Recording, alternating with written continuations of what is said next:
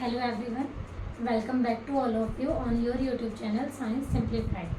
तो कैसे हैं आप सभी? मैं उम्मीद करती हूँ बच्चे कि आप सभी अच्छे हैं। तो कल की क्लास में हमने ये किया था है ना, application of dimension analysis 11th physics class. ठीक है बच्चे, तो ये क्लास मैं उम्मीद करती हूँ कि सभी बच्चों ने देख ली होगी। आज हम नेक्स्ट एप्लीकेशन करते हैं। कल जो हमने की थी मैं एक बार रिवाइज करवा देती हूँ। जिन स्टूडेंट्स ने नहीं देखी बच्चे क्लास देख लेना जरूर जाके। ठीक है बच्चे, तो कल जो हमने एप्लीकेशन की थी वो हमने की थी to check the correctness of given formula. ठीक है, हमें जैसे कोई एक फॉर्मूला गिवन था और उस फॉर्मूले की जो करेक्टनेस है वो हमने चेक की थी कि वो फॉर्मूला हमारा करेक्ट है या फिर नहीं है। ठीक है बच्चे, आज हम उसके नेक्स्ट एप्लीकेशन करेंगे। जैसे कल हमने इसके साथ और टॉपिक भी किया था क्या? कोई और नहीं किया, यही किया था ना बस। स्टार्टिंग में वो डायमेंशन के उसको डिफाइन किए थे, कांस्टेंट वेरिएबल्स, वो भी इम्पोर्टेंट है आपके बहुत। ठीक है बच्चे, तो आज की क्लास में हमारे जो नेक्स्ट एप्लीकेशन है डायमेंशन एनालिसिस की सेकंड एप्लीकेशन हम करेंगे, वो है हमारे पास conversion of one system into another. Conversion of one system of unit into another, one system of unit into another। मतलब क्या है इसका कि आपको सिस्टम ऑफ यूनिट किसी एक में गिवन है, किसी में भी गिवन है और सेकंड में आपको चेंज करना है। तो सबसे पहले मैं आपको थोड़ा सा रिवाइज करवा दूं सिस्टम ऑफ यूनिट क्या था। ठीक है, तो सेकंड चैप्टर किया था हमने ये यूनिट्स वाला सिस्टम ऑफ यूनिट। वहाँ हमने 3 टाइप के यूनिट्स की बात की थी। ठीक है जी, ये इसमें ये यूज़ होगा, इसीलिए मैं आपको दोबारा करवा रही हूँ। जब आपके पास ये टॉपिक आए तब नहीं आपने करके दिखाना, वो मैं इसीलिए करवा रही हूँ कि काफ़ी टाइम पहले वो क्लास ली थी और आपको भी मतलब 5-7 दिन पहले आपने देखी होगी वो। ठीक है, और कुछ बच्चे ऐसे भी हैं कि वहाँ पे मैं भी ना समझ आई हूँ, तो कोई बात नहीं, अब दोबारा देख लो। तो 3 टाइप का सिस्टम ऑफ यूनिट की हमने वहाँ पर मेनली बात की थी, CGS, MKS, FPS। ठीक है बच्चे, यहाँ पे ये जो 3 लेटर यूज़ किए गए हैं जो हमारे बेसिक फंडामेंटल यूनिट होते हैं उनके लिए हैं। मास लेंथ टाइम के लिए C यहाँ मास के लिए है, G यहाँ लेंथ के लिए है, और सॉरी ये ऐसे आएगा, C यहाँ लेंथ के लिए है, G यहाँ मास के लिए है, S यहाँ T के लिए है। ऐसे यहाँ पे L M T, ऐसे ही यहाँ पे L M T। अब देखो ये कैसे होते हैं बच्चे। CGS इसका मतलब है लेंथ को हम लेंगे सेंटीमीटर में, G मास के लिए यूज़ किया है, इसको हम लेंगे यहाँ पे ग्राम में, और यहाँ पे S टाइम के लिए यूज़ किया है तो इसको हम लेंगे यहाँ पे सेकंड में। ठीक है बच्चे, इसी तरह यहाँ पे लेंथ को हम मास को सॉरी लेंथ है ये, लेंथ को हम लेंगे यहाँ पे मीटर में। जैसे यहाँ पे सेंटीमीटर में ली थी ना, तो यहाँ पे हम लेंगे मीटर में, और ये K है यहाँ पे, मास को हम लेंगे यहाँ पे किलोग्राम में और टाइम को सेकंड में। और यहाँ पे होता है, इसको हम लेंगे फुट में, इसको हम लेंगे पाउंडल में, पाउंड मतलब, और यहाँ पे इसको सेकंड में। ठीक है बच्चे, अब ये मैंने आपको क्यों रिवाइज करवाया है, क्योंकि इसकी ज़रूरत यहाँ पड़ेगी। ठीक है जी, वो इनमें से कोई भी एक सिस्टम में दे देगा और इनमें से ही किसी दूसरे में वो पूछ लेगा आपको कि ये बताओ। ठीक है जी, तो देखो बच्चे हम कैसे करेंगे इसको, एग्जाम्पल लेके करते हैं हम। आपको कुछ एग्जाम्पल दे दिए, उसको समझेंगे। पहले देखो, सपोज हमारे पास कोई क्वांटिटी है x, और x को आप रिप्रेजेंट करते हो NU से। NU से क्या मतलब है, n उसका नंबर है और u क्या है, उसके यूनिट है। ठीक है बच्चे, n क्या है, उसका नंबर है, और u क्या है, उसके यूनिट है। नंबर मतलब कोई भी कांस्टेंट जो आगे लगता है। ओके, अब सपोज हमारे पास फर्स्ट क्वांटिटी है x1, तो x1 के लिए हो जाएगा n1u1, और दूसरी क्वांटिटी मेरे पास कोई है x2, तो x2 के लिए मेरे पास हो जाएगा n2u2। ठीक है बच्चे, अब यहाँ पे इसका रूल क्या होता है, कन्वर्ट जब हम करते हैं तो हम इक्वेट करके करते हैं।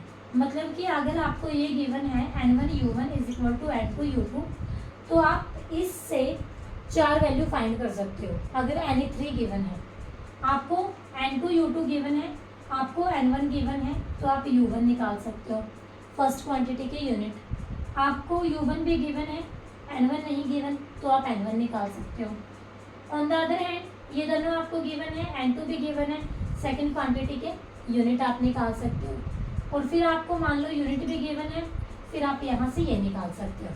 ठीक है बच्चे, समझ आ रहा है ना क्या बोल रही हूँ मैं। यहाँ पे 4 क्वांटिटीज गिवन है, 4 नंबर गिवन है यहाँ पे। एनी 3 गिवन हो सकते हैं, कोई भी 3 आपको दे दिए जाएंगे और 4th है जो आप लोग आराम से निकाल सकते हो। सपोज मैंने यहाँ पे U2 निकालना है तो U2 क्या होगा, N1 U1 डिवाइड बाई क्या आएगा यहाँ पे N2। ठीक है जी, U2 की वैल्यू क्या आएगी, N1 U1 divide by N2। तो अब हम इसका यूज करेंगे, कैसे करेंगे देखो। N1 U1 का मीनिंग क्या है कि M1 L1 T1। ठीक है बच्चे, M1 की पावर A ले लो, क्योंकि पावर में भी तो आते हैं फॉर्मूले, ये तो नहीं होता कि कोई पावर नहीं होती। कल हमने डायमेंशन इतने किए थे, परसों किए थे, तो सभी में थी ना, किसी में पॉजिटिव, किसी में नेगेटिव, किसी में 0। L1 की B ले लो, T1 की C। इसी तरह फिर इसके राइट साइड लिखेंगे N2 U2 के लिए, N2 U2 के लिए आप M2 L2 T2। M2 की पावर है यहाँ पे B और यहाँ पे पावर क्या हो गई आपकी C। सपोज अब आपने यहाँ पे क्या करना है, N2 की वैल्यू फाइंड करनी है। तो N2 की वैल्यू कैसे फाइंड करोगे आप, ये जो है पूरा इसके डिवाइड में आ जाएगा। ठीक है जी, तो यहाँ क्या आएगा, N2 is equal to N1 M1 A L1 B T1 C, और इसके डिवाइड में M1 बाई M2, क्योंकि इनकी पावर भी ये है ना, फिर L2 की भी हमारे पास यही है, और फिर T2 की भी C है।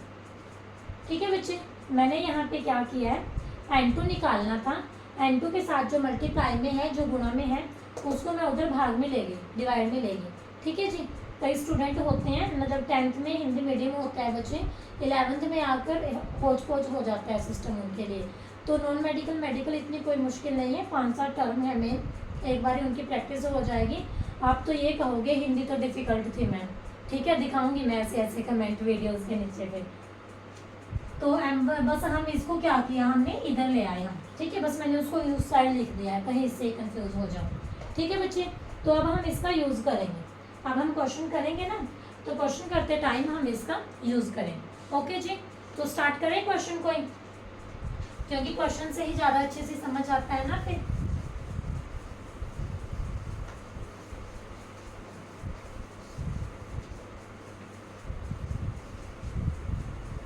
For example, conversion of newton into dyne. Conversion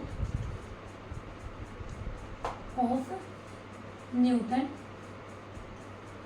into dyne. Newton किसके यूनिट होते हैं पता है अच्छे से सभी को? न्यूटन होते हैं हमारे पास फोर्स के यूनिट, और डाइन भी हमारे पास फोर्स के यूनिट हैं। तो जो न्यूटन तो यूनिट होते हैं फोर्स के, वो हमारे किस में होते हैं बताओ? एसआई में हम बात करते हैं वैसे, और डाइन है जो हमारे, ये होते हैं सीजीएस में।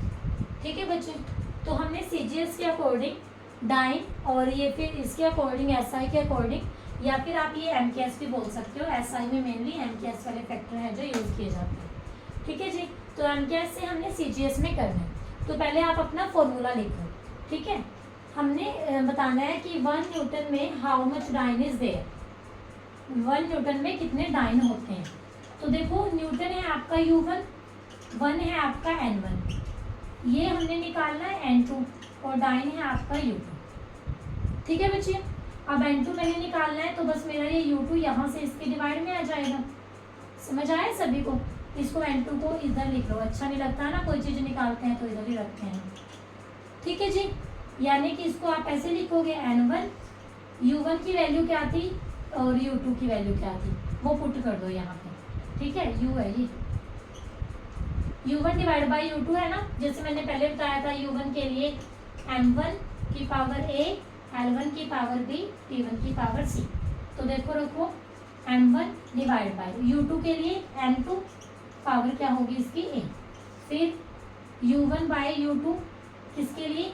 L1 बाई L2 पावर क्या होगी B, और फिर T1 बाई T2, और यहाँ से पावर क्या होगी C।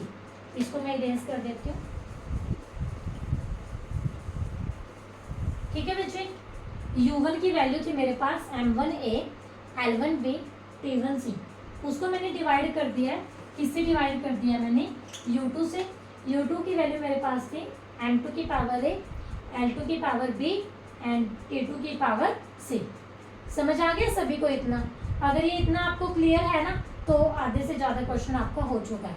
ठीक है बच्चे, तो अब आपने क्या करना है, आपको ये पता होना चाहिए कि किस यूनिट में कितने उसकी वैल्यू होती है। जैसे कि MKS मतलब कि मीटर kg सेकेंड, और CGS में सेंटीमीटर ग्राम और ये सेकेंड। ठीक है बच्चे, तो पहले आप मुझे बताओ फोर्स का डायमेंशन फॉर्मूला।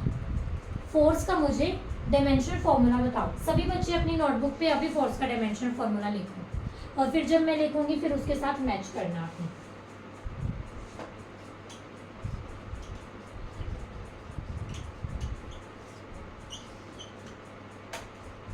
देखो ये होता है फोर्स का डायमेंशन फॉर्मूला हमारे पास MLT-2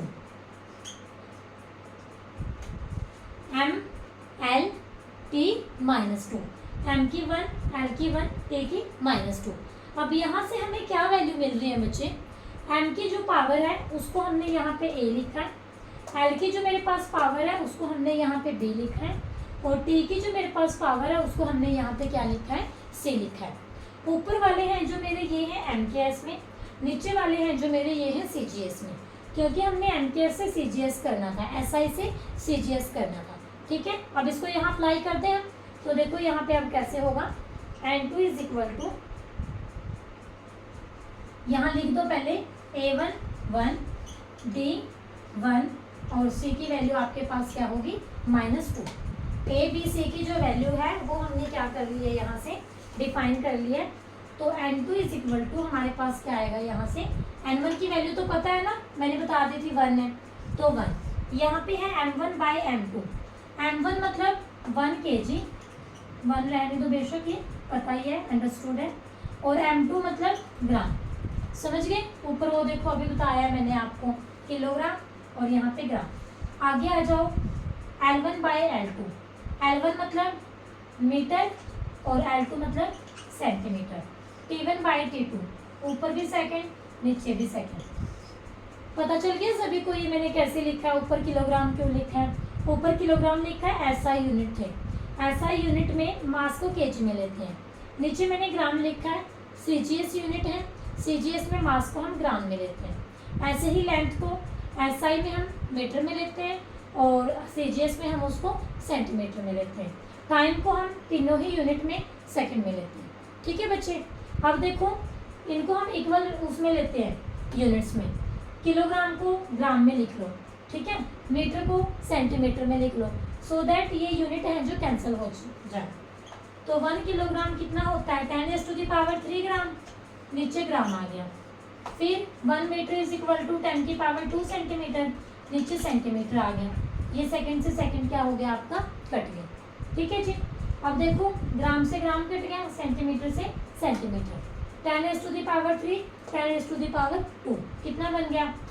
10⁻³ और इंटू में है 10⁻²। तो जब बेस सेम होते हैं पावर क्या होती है? ऐड होती है। तो यहाँ पे क्या आ जाएगा? 10⁵, और ये हमारे पास क्या आएगा बच्चे? डाइन। क्या आएगा ये हमारे पास? डाइन, क्योंकि हमने न्यूटन को डाइन में चेंज करना था, N2 की वैल्यू निकालनी थी।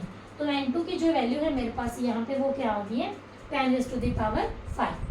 ठीक है बच्चे, एक बार मैं फिर से इसको रिपीट कर रही हूँ क्योंकि कई स्टूडेंट्स हैं, कंफ्यूजन होती है ऐसे। आपने न्यूटन को कन्वर्ट करना था डाइन में, ठीक है। 1 न्यूटन बताना है कि हाउ मच डाइन, 1 न्यूटन में कितने डाइन होंगे। जो ये 1 वैल्यू है ये आपकी N1 की है, न्यूटन मतलब आपका U1 हो गया, N2 हमने निकालना है, U2 आपका डाइन। तो U1 U2 को मैंने आपको डिफाइन करना अभी सिखाया था, ठीक है जी। तो फोर्स के फॉर्मूला होता है न्यूटन, तो फोर्स का पहले डायमेंशन फॉर्मूला लिखो MLT-2, ठीक है बच्चे। अब यहाँ से क्या है हमारे पास, यहाँ पे पुट कर दिया हमने जो हमारा फॉर्मूला था N1U1 is equal to N2U2, N2 की वैल्यू क्या आएगी N1U1 डिवाइड बाई U2। ठीक है जी। फिर हमने ऊपर U1 की वैल्यूज पुट कर दी, नीचे हमने U2 की वैल्यूज पुट कर दी। फिर SI के यूनिट्स लिख लिए, CGS के यूनिट लिख लिए, जो कैंसिल होता था उनको हमने कैंसिल कर दिया, और बाकी जो हमारा रिजल्ट बचा है वो हमारा रिजल्ट बचेगा डाइन में। तो आपका आंसर क्या आएगा 1 newton is equal to 10⁵ dyne. ये आपका आंसर होगा। ठीक है बच्चे, जिन्होंने नोट करना है इस क्वेश्चन को नोट कर लो, मैं साइड हो जाती हूँ।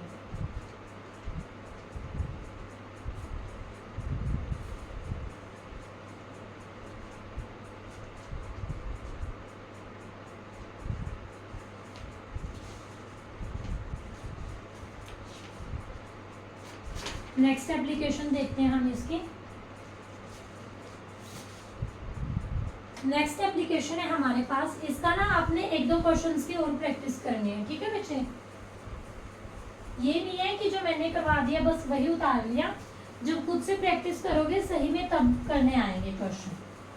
फिजिक्स में ऐसे ही लगता है, दूसरे का तो देखते हैं ऐसे लगता है हाँ हो गया हो गया हो गया, खुद हमारे साथ यही होता है भाई अभी तक। ठीक है, हमें कौन सा ये है कि अब एग्जाम नहीं देने होते, मतलब गवर्नमेंट्स की पॉलिसीज इतनी बेकार है, एग्जाम ही इतने लेते हैं सिलेक्शन के लिए वो। तो इसमें आपने करना है, मैं आपको दे रही हूँ क्वेश्चन, आपने मुझे कमेंट बॉक्स में आंसर बताना है। 1 जूल इज हाउ मैनी अर्थ। ठीक है, तो आपने बताना है कि 1 जूल में कितने अर्ग होते हैं, SI से CGS, SI से CGS। जूल है जो यूनिट वर्क के लिए होते हैं या एनर्जी के लिए, किसी के लिए भी अप्लाई कर लो, सेम रहता है डायमेंशन फॉर्मूला। तो मुझे कमेंट बॉक्स में इसका आंसर बताना है, इसका आंसर, और सिर्फ आंसर लिख देना बच्चे। कई स्टूडेंट हैं बेचारे इतना मतलब टाइम लगता है उसको पूरा लिखने में। ठीक है, तो सिर्फ आंसर लिख देना। मुझे पता है जो बच्चे यहाँ मतलब YouTube पे आके इतना टाइप करके कमेंट लिख सकते हैं, तो वो ऐसे गूगल से सर्च करके आंसर नहीं लिखेंगे, ऑब्वियस है वो अपनी नोटबुक में सॉल्व करेंगे। और अब आपकी एज इतनी हो गई है, इतना तो आपको पता है कि गूगल से सर्च करके लिखने में आपका कोई बेनिफिट नहीं हुआ। ठीक है, और जबकि उसको सॉल्व करोगे तो आपको इतनी सेटिस्फेक्शन होती है कि हाँ हमने सॉल्व किया था, हमने फिर कमेंट किया, फिर मैम बताएंगे हमारा सही है या गलत है। ठीक है बच्चे, तो नेक्स्ट एप्लीकेशन हम इसकी करते हैं।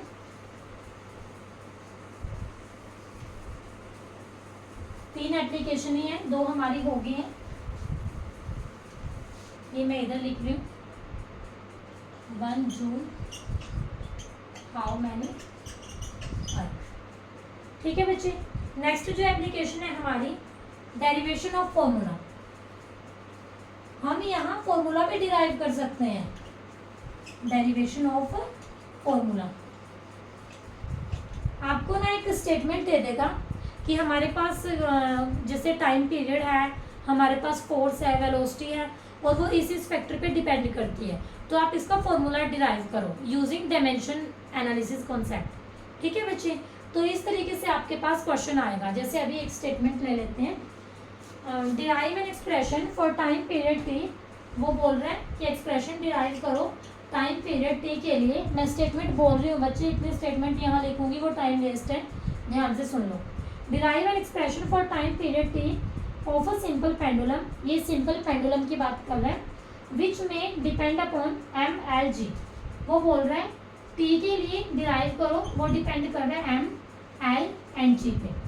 ठीक है, आपने टी डिराइव करना है, उसने बता भी दिया किसके लिए डिराइव करना है आपने, सिंपल पेंडुलम के लिए, सिंपल पेंडुलम के लिए। और ये भी बता दिया कि जो टी है आपका किसके ऊपर डिपेंड कर रहा है, ये आपका डिपेंड कर रहा है यहाँ पे MLG। अब M यहाँ पे क्या है, मास है, वही डिफाइन कर रखा होगा, ये बताते भी हैं ऐसे। हाँ, M यहाँ पे मास है, L यहाँ पे आपकी लेंथ है, और G यहाँ पे ग्रेविटी है। ठीक है बच्चे, क्योंकि कई बार कोई टर्म ऐसी आ जाती है कि फिजिक्स में उसके 2 मीनिंग होते हैं। ओके, तो हमने क्या बताना है, क्वेश्चन क्या है, derive an expression for time period of simple pendulum. Dependency इसने हमें बता दी है कि जो टी डिपेंड कर रहा है वो मास पे, लेंथ पे और ग्रेविटी पे। ठीक है जी, अब हमने इसका फॉर्मूला क्या करना है, डिराइव करना है। बहुत इंटरेस्टेड है ये कॉन्सेप्ट। चलो स्टेप बाय स्टेप हम इसको समझते हैं। मैं इसको साइड लिख देती हूँ क्योंकि ये थोड़ा सा लंबा जाता है ना। टी के लिए हमने निकालना है और टी डिपेंड कर रहा है किस पे, एम एल जी पे, और टी हमारा किसका है, टाइम पीरियड सिंपल पेंडुलम का। ठीक है बच्चे, तो चलो अब हम इसको स्टार्ट करते हैं। तो आपने क्या लेना है, सबसे पहले जो उसने दे रखा है टी डायरेक्टली प्रोपोर्शनल होगा किसके, मास, लेंथ और जी। गलती से टाइम मत लिख देना क्योंकि वो मेरे भी ना अभी एकदम से टी निकल गया होता मुँह से। ठीक है, एम एल टी पूरा वो नहीं होता है चढ़ा हुआ दिमाग में। तो टी डायरेक्टली प्रोपोर्शनल है मास के, लेंथ के और ग्रेविटी के, लेकिन उसकी कुछ ना कुछ पावर भी आएगी क्योंकि सभी डायमेंशन की पावर आती है। तो एम की पावर ए, एल की पावर बी और जी की पावर सी। ये है आपका फर्स्ट स्टेप। सबसे पहले आपने वो लिख के कि जिस जिस फैक्टर पे वो डिपेंड करता है उसकी क्या लेनी है, पावर। फिर हमने लेना है इसके आगे जो एक कांस्टेंट आता है। ठीक है, जैसे हम कोई भी यूनिट बोलते हैं, कोई भी वैल्यू ले लो, जैसे हमारे पास उसमें कांस्टेंट आता ही है। जैसे हम एफ बोलते हैं, एफ इज इक्वल टू के Q1 Q2 by R square, है ना। ये तो कूलम लो आपको पता होगा, ग्रेविटेशन वाला ही देख लो, F is equal to G M1 M2 by R square, वो 12th का था बच्चे फॉर्मूला। तो यहाँ जी क्या है कि ग्रेविटेशन कांस्टेंट है, इसकी एक फिक्स वैल्यू होती है, लेकिन इनसे पहले आ रहा है ये, है ना। तो इसी तरह से इस फॉर्मूले से पहले भी क्या पता कुछ हो, अगर कुछ नहीं तो होगा उसकी आपकी वैल्यू 1 होती है, वो फॉर्मूला डिराइव होगा, हमें लास्ट में पता चल जाता है। ठीक है, लेकिन हम यहाँ पे वो लेके चलते हैं बिकॉज ये प्रोपोर्शनैलिटी साइन है, इसको हटा के इक्वल अगर लगाते हैं तो कांस्टेंट कोई ना कोई यहाँ जरूर लेंगे। तो के एम की पावर ए, एल की पावर बी एंड जी की पावर सी। ठीक है बच्चे, तो यहाँ से हमारे पास ये हो जाते हैं एम की पावर ए, एल की पावर बी, जी की पावर सी। अब आपका काम क्या है, यहाँ पे हमने ये जो लिखा है ना ए बी सी, सिर्फ इसकी वैल्यू फाइंड करनी है, सिर्फ इसकी वैल्यू फाइंड करनी है, आपने कुछ भी नहीं करना हो। ठीक है, आसान है ना। तो देखो टी यहाँ पे क्या है, हमारे पास टाइम है, तो टाइम के लिए तो सबको पता है M0 L0 T1। बच्चे अगर थोड़ा सा लाइट हो गया ना ये तो सॉरी, प्लीज़ जो मैं बोल रही हूँ उसको थोड़ा ध्यान से सुन लेना। वैसे जैसे मुझे विजिबल हो रहा है ऐसे तो आपको भी होगा ही, बस ये है कि एकदम अट्रैक्टिव सा नहीं होगा। इंक मेरे ध्यान नहीं रही, वो बाहर रखी हुई थी, अब बीच में आपका टाइम वेस्ट होगा। ठीक है, तो टी के लिए लिख लो M0 L0 और टी की पावर 1। यहाँ से एम की पावर ए, ये के को एज इट इज रहने दो, एल की पावर बी, क्योंकि मास के लिए डायमेंशन फॉर्मूला होता है एम, लेंथ के लिए होता है एल। अब जी का डायमेंशन फॉर्मूला देखो, आपको पता है जी का डायमेंशन फॉर्मूला आपको पता है। आई थिंक कल से पिछली क्लास में मैंने जी का डायमेंशन फॉर्मूला कराया था, पता नहीं कल वाली में ही करवाया हो। F is equal to M A, और यहाँ से एक्सेलरेशन ड्यू टू ग्रेविटी होती है तो एम जी, बस जी का यहाँ से फॉर्मूला निकल गया। एफ को डिवाइड कर दो मास से, तो जी का जो डायमेंशन फॉर्मूला होता है बच्चे वो होता है एल टी माइनस 2, और इसकी पावर क्या हो गई सी। ठीक है, आपने क्या किया, यहाँ जो फैक्टर गिवन थे, क्वांटिटीज जो गिवन थी, उसका डायमेंशन फॉर्मूला लिख लिया। के को हम बाद में देखेंगे क्योंकि कांस्टेंट है, बाद में बात करते हैं इसकी हम। ठीक है, अब यहाँ पे देखो, यहाँ एम का कोई फैक्टर तो नहीं है, तो एम की पावर रहेगी ए, एल की पावर यहाँ क्या है बी, और एल की पावर यहाँ क्या है सी। तो एल की पावर क्या हो जाएगी, ये बी है, और देखो इसका मीनिंग क्या है, इसका मीनिंग ये है बच्चे एल की पावर सी, टी की पावर -2c। अगर मैं इसको खोल के लिखूं, ठीक है, ब्रैकेट के ऊपर जो होता है मतलब वो दोनों की पावर होती है, मैथ में आपने इतना सीखा है सभी ने। तो एम की पावर ए, एल की पावर बी तो यहाँ थी और एल की पावर सी यहाँ है, तो एल की पावर बी प्लस सी, टी की और तो कोई पावर नहीं है तो टी की पावर क्या होगी -2c। यहाँ देखो एम की पावर 0, एल की पावर 0, टी की पावर 1। ठीक है, अब आपने लेफ्ट हैंड साइड को राइट हैंड साइड से कंपेयर करना। ठीक है जी, compare the power of left hand side to right hand side, compare the power of left hand side equal to right hand side. Okay बच्चे, तो compare करेंगे यहाँ से a इज इक्वल टू क्या आ जाएगा 0, b प्लस सी आपका क्या आ जाएगा 0, और -2c आपका क्या आ जाएगा 1। ठीक है बच्चे, बी प्लस सी जीरो का मतलब क्या है, B is equal to minus C. अब यहाँ से सी की वैल्यू निकाल लो, सी इज इक्वल टू, ये टू इधर डिवाइड में जाएगा 1/2 और ये माइनस गया उधर, तो सी की वैल्यू हमें मिल गई -1/2। बी की वैल्यू क्या है, सी के नेगेटिव है, सी की वैल्यू खुद पहले ही नेगेटिव है, मतलब माइनस सी की वैल्यू फिर रख दी -1/2। बी की वैल्यू क्या आ गई 1/2, ए की वैल्यू क्या थी 0। ठीक है जी, तो अब ये वैल्यूज यहाँ पुट कर दो, यहाँ पुट करो वैल्यू, देखो ए बी सी की वैल्यू इस इक्वेशन में पुट करनी है, स्टार लगा दिया मैंने यहाँ, दिख रहा है सभी को ये स्टार। ठीक है, ए बी सी इनकी वैल्यूज है जो पुट कर दो। अब एम की पावर क्या हो जाएगी 0 और एल की पावर क्या थी हमारे पास,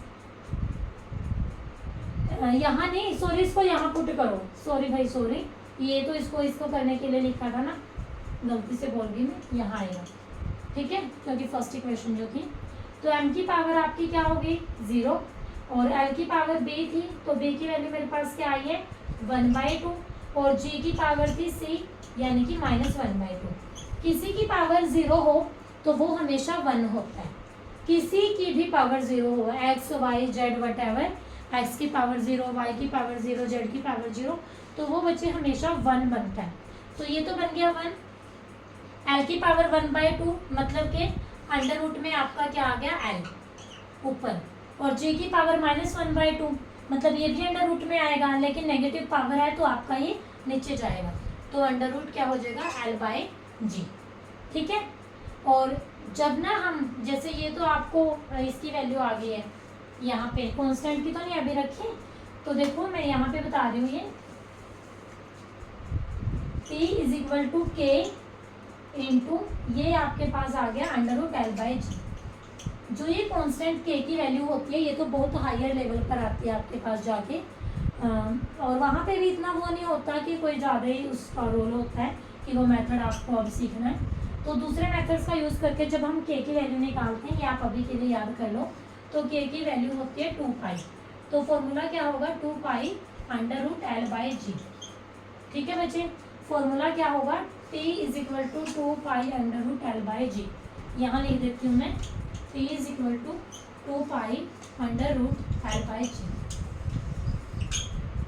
ठीक है जी, ये आपका क्या है expression for time period of simple pendulum. Okay, एक बार फिर से सुन लो, टाइम पीरियड निकालना था सिंपल पेंडुलम का, बता दिया कि एम एल जी पे डिपेंड करता है, डायरेक्टली लिख लिया, एम की पावर ए, एल की पावर जी, एल की पावर बी, जी की power C. T is equal to proportionality sign हटा के के इक्वल लगाते हैं तो कांस्टेंट आता है, के रख लिया एज इट इज।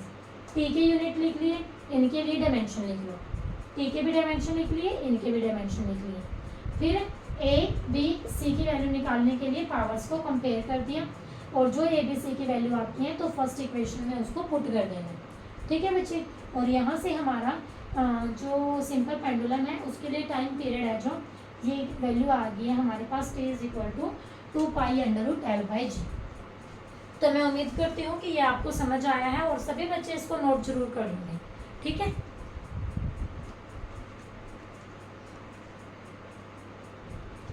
ये चैप्टर ऑलमोस्ट बस अब कंप्लीट ही हो गया आपका। एक छोटा सा टॉपिक रहता है इसका लिमिटेशन वाला।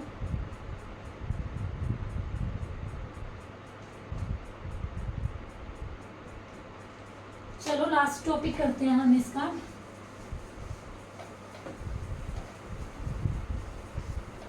Limitation of dimensional analysis. ठीक है, अब कुछ भी आ जाए भाई, सभी में कमियां निकाल ही देते हैं ये साइंटिस्ट, है ना, क्योंकि अगला कंसेप्ट भी तो निकलवाना होता है फिर इन्होंने। केमिस्ट्री फिजिक्स बायो कुछ भी टॉपिक है, टॉपिक के लास्ट में उसकी कमियां आ जाती हैं। गलत बात है ना वैसे ये अगले बंदे ने तो इतना जोर लगाया है और तुम कमियां निकालने में जोर लगा रहे हो, पर जरूरी है बच्चे, और पेपर में यही से क्वेश्चन आते हैं, है ना। तो देखो लिमिटेशन है हमारे पास डायमेंशनल एनालिसिस की लिमिटेशन। अरे ये तो बिल्कुल खत्म हो गया।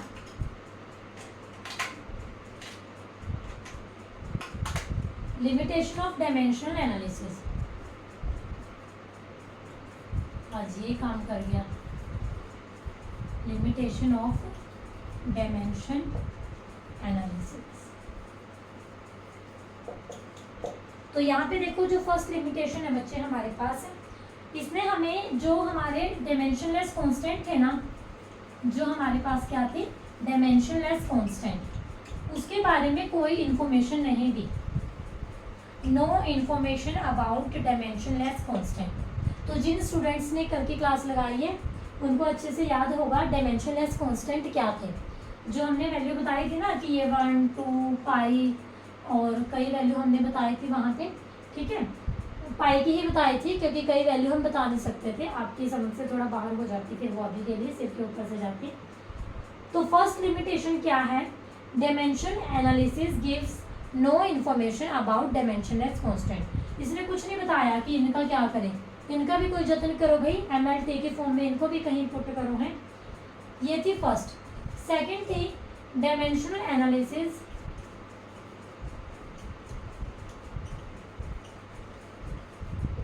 डजंट गिव अबाउट स्केलर और वेक्टर। क्या डायमेंशन फॉर्मूला देख के तुम बता सकते हो कि ये स्केलर है ये वेक्टर है? डायमेंशन फॉर्मूले में क्या कहीं पे ये फैक्टर है कि जो एकदम रिप्रेजेंट कर दे कि हाँ ये वेक्टर के लिए होता है और ये स्केलर के लिए? स्केलर वेक्टर का कॉन्सेप्ट आपके पास अभी आएगा आगे। वेक्टर वो होते हैं कि जिनका मैग्नीट्यूड तो होता है, साथ में डायरेक्शन भी होती है। स्केलर होते हैं जिनका सिर्फ मैग्नीट्यूड होता है। सपोज मैं बोल रही हूँ a car is moving with speed of 60 kilometre per second, ठीक है, ये स्केलर है। अगर मैंने सिर्फ उसकी स्पीड बताई है तो स्पीड आपकी स्केलर है। लेकिन अगर मैं बोलती हूँ car is moving from west to east with speed of 60 kilometre per second, ये आपका वेक्टर है, फिर ये उसकी वेलोसिटी होगी। तो यहाँ से एक और नई बात पता चल गई आपको, स्पीड स्केलर है, वेलोसिटी वेक्टर है। स्पीड आपकी डिस्टेंस पे डिपेंड करती है, वेलोसिटी आपकी डिस्प्लेसमेंट पे करती है, ठीक है जी। और जो थर्ड लिमिटेशन थी हमारे पास, इसकी थर्ड कमी बच्चे इसकी ये थी कि जैसे एक तो ट्रिग्नोमेट्रिक फंक्शन हो गए, एक एक्सपोनेंशियल फंक्शन हो गया आपके। एक्सपोनेंशियल ये जो मैंने ये बताया था इसमें ये, और एक आपके लॉगरिथम फंक्शन हो गए। तो इसने हमें इनके बारे में कोई टर्म नहीं दी कि अगर हमारे फॉर्मूले में ये आ जाते हैं ना, ट्रिग्नोमेट्रिक फंक्शन आ गया, एक्सपोनेंशियल आ गया, लॉगरिथमिक आ गया, तो इसने हमें उसके बारे में कोई भी इंफॉर्मेशन नहीं दी, ठीक है बच्चे। तो ये भी इसकी बहुत बड़ी कमी थी एक, वो फंक्शन फिर एज इट इज़ लिखने पड़ते हैं हम, ठीक है बच्चे। तो ये थी हमारे पास डायमेंशन एनालिसिस की लिमिटेशन, और इसके साथ ही हमारा डायमेंशन एनालिसिस वाला चैप्टर है जो कंप्लीट होता है, ठीक है बच्चे। मुबारक हो आप सभी को, एक चैप्टर और आपका कंप्लीट हो गया और साथ में मुझे भी। और आपको तब है जब आपका मेरे साथ कंप्लीट हो जाए। ये तो मेरा हुआ है ना यहाँ पे, मुझे क्या पता आप लोगों ने साथ के साथ किया है या नहीं किया। उसके बाद आपका इस यूनिट का एक चैप्टर और रहता है एरर वाला, इससे भी ज़्यादा इंटरेस्टेड है आगे आगे मतलब फिजिक्स देखना कितने इंटरेस्टेड है, पूरा मतलब मज़ा आएगा तुम्हें करते हुए, ठीक है। और मुझे तो जैसे आता ही अभी बोर्ड पे करवाते हुए, होप सो आपको भी आता होगा, क्योंकि मैंने सुना है कि जब सामने वाला इंटरेस्ट से करवाता है तो करने वाला भी इंटरेस्ट से करता है, ठीक है। तो बस मैं उम्मीद ही कर सकती हूँ कि आप इंटरेस्ट से करते हो, ओके। बाकी कमेंट बॉक्स में पता चलता है। अभी जैसे थोड़ा सा ये है कि चैनल ये नया है तो इस करके इतना नहीं मतलब बच्चे जुड़े हैं, 8, 10, 20 बच्चे ही जुड़े हैं, और अभी बच्चे इतना कमेंट्स भी नहीं करते। तो बच्चे आपसे मैं ये एक रिक्वेस्ट ही कर सकती हूँ अभी तो, कि कमेंट कर दिया करो, मुझे वहीं से पता चलता है कि आपको क्लास कैसी लगी, कॉन्सेप्ट आपको समझ आया या नहीं, आप कुछ और अपडेशन चाहते हो, आप कोई और यूनिट की क्लास चाहते हो, कोई और टॉपिक आपको चाहिए, ठीक है। तो मैं ट्राई करूँगी अपना बेस्ट, ओके बच्चे। So thank you very much, stay connected with science simplify.